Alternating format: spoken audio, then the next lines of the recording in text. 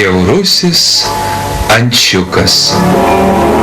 Anderseno pasakos motyvais.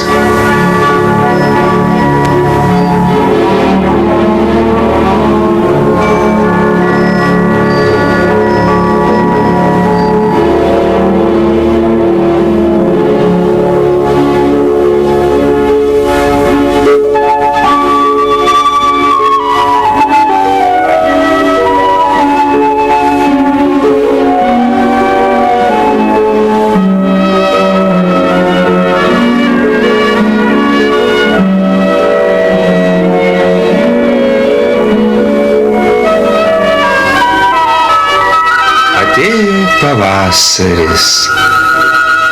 Gražu ir malonu buvo gamtoje. Sužaliavo medžiai, lankos pasipuošė žalių apdaru.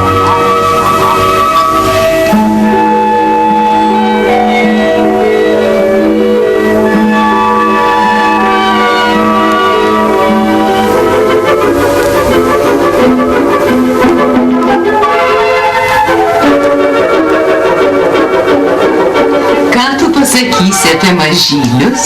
Jie nepaprastai puikūs.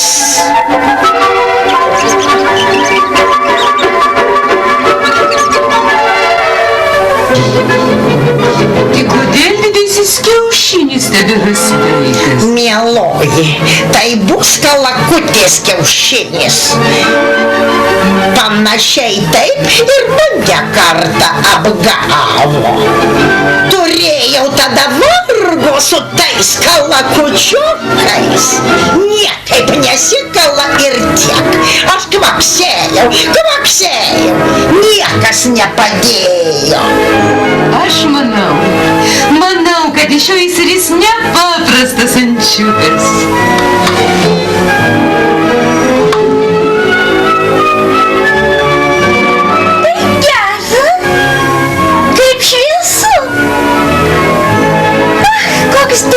Pasaulis. Koks didelis ir bjaurus. Visai nepanašus į kitus. Koks didelis. Koks bjaurus.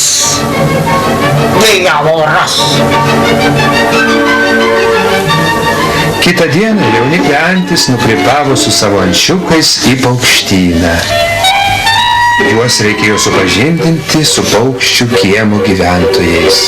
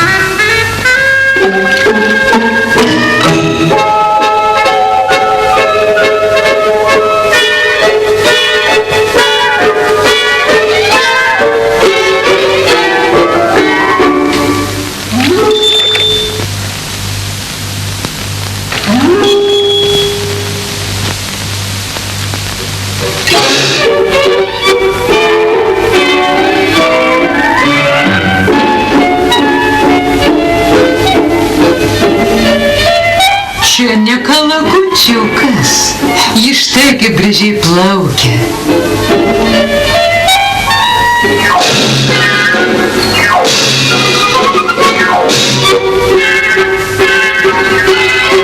Jis negražus, bet labai gero būdo.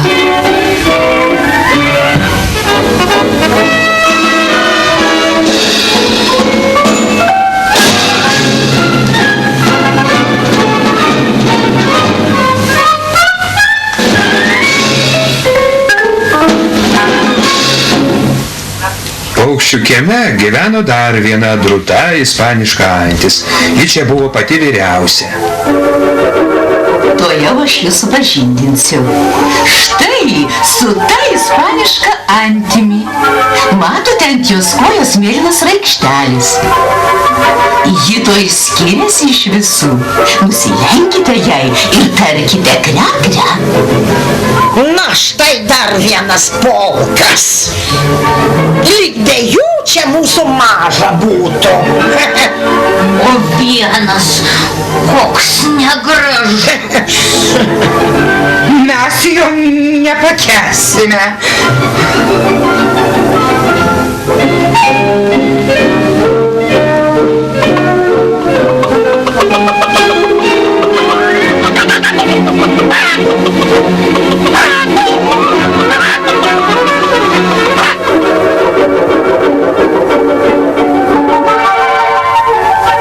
Rodos čia jūsų. Ką? Toks įžulus? Kas čia atvedė tokį bjaurų?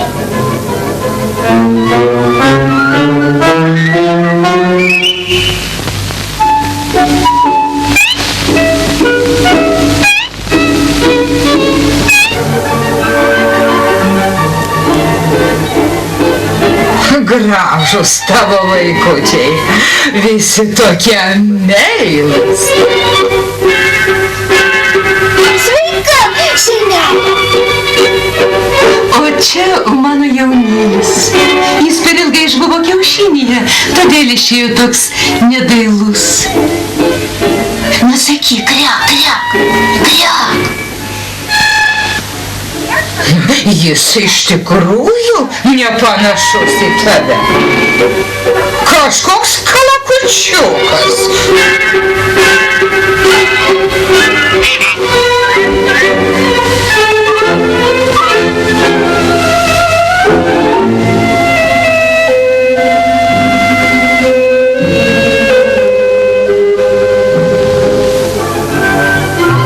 Tai praėjo pirmoji diena. Bet toliau dar blogiau buvo. Visi juokėsi iš nelaimingojo ančiuko ir varė jį iš savo tarpo. Koks tu paukštis? Aš ančiukas. Koks gi tu ančiukas? Tu kalakučiukas. Ir keliauk iš čia pasveikat pas savo kalakučiukus. Ar neatsirastų čia man vietelės? Visi kalba, kad aš kalakučiukas. Kas? Kas tu toks? Kaip tu drįsti, nevykėlį? Aš jam tuoj parodysiu. Priglauskite mane. Aš tik vakar išsiritau iš kiaušinio ir dar nežinau, kas aš. Drabužė tikrai nenori su mumis susigyveniuoti. Kakariku! Sukaposiu!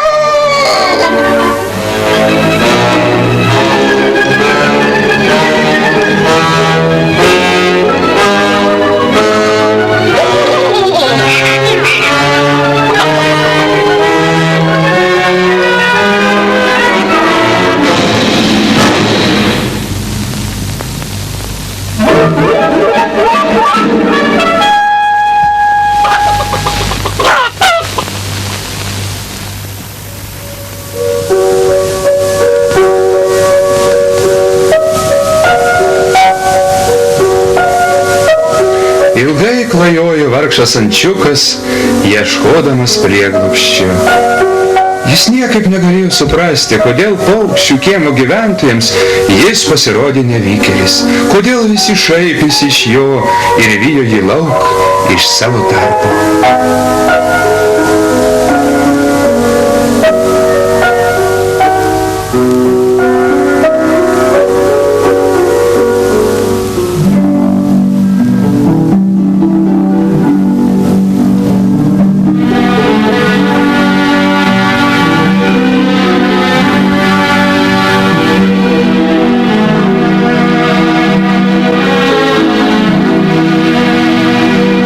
Ančiukas nežinojo, kokie tie paukščiai, kur jie skrenda, bet jie jam taip patiko, kaip niekas kitas pasaulyje. Kaip jis norėjo su jais drauge skraidyti.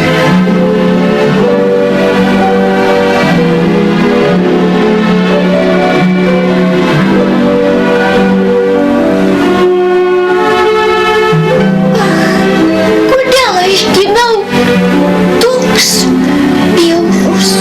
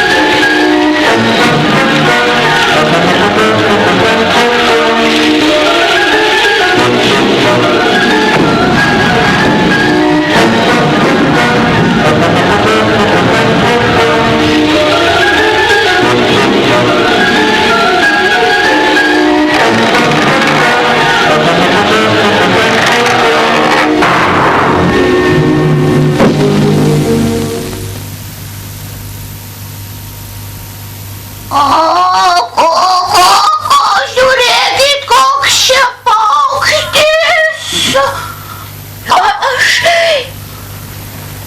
Leiskite prisiglausti. Aš jūsų nevarginsiu. Ar tu gali dėti kiaušinius? Ne. Tai gal mokti murkti. Štai taip. Nemoku. O gal moki žieželvas leisti? Štai taip. Štai taip. Oi, ne. O tai keliauk sau sveikas, jei nieko nemoki.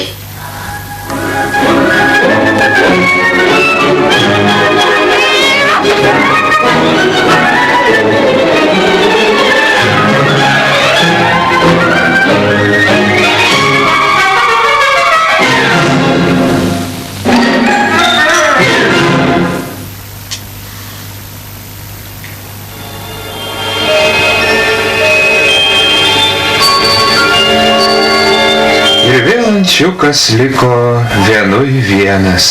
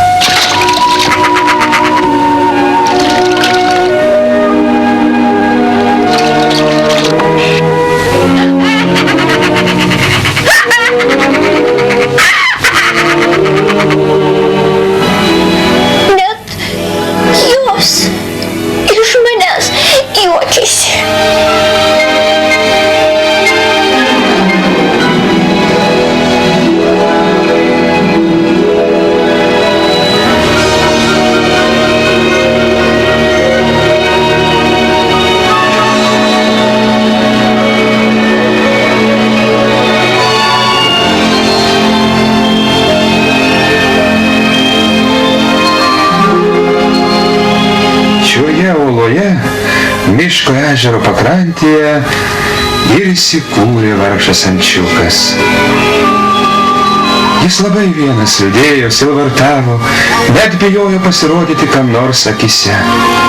Tik naktimis, kai niekas nematė, išlįsdavo iš olos ir plačiai skleidė sparnus skraidydavo. Vos tik pradėjo švisti, ančiukas vėl pasislėpdavo.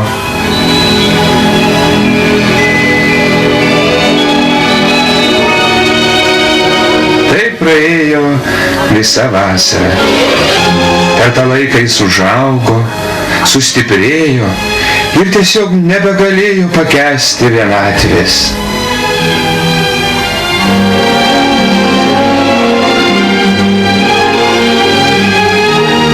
Atėjo ruduo. Dienos darėsi vis šaltesnės ir šaltesnės. Paukščiai gyvenę ežere traukė į šiltuosius kraštus. Jis jautėsi vis blogiau. Jis žvelgė su liūdesiu įkantin jų.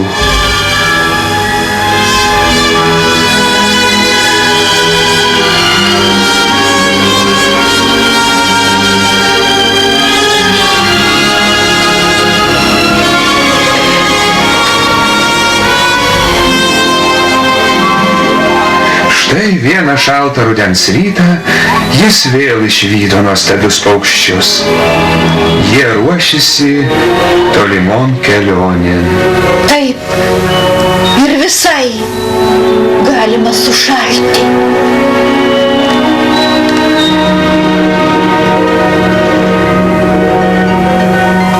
Verčiau tegu šie didingi paukščiai mane užmuša, negu čia vienui vienas kentėsiu žiemos vargus.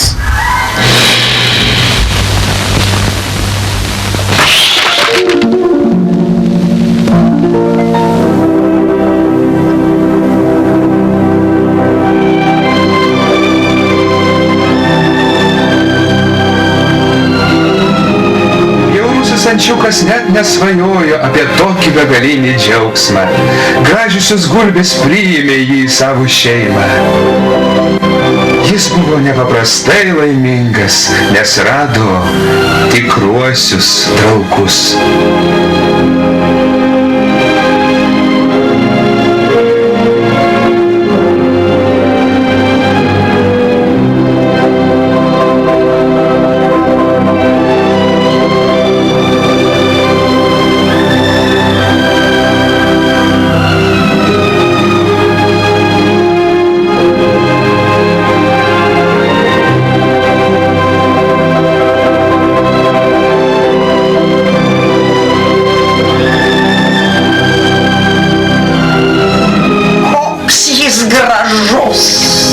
Tai jis su manim pasisveikino.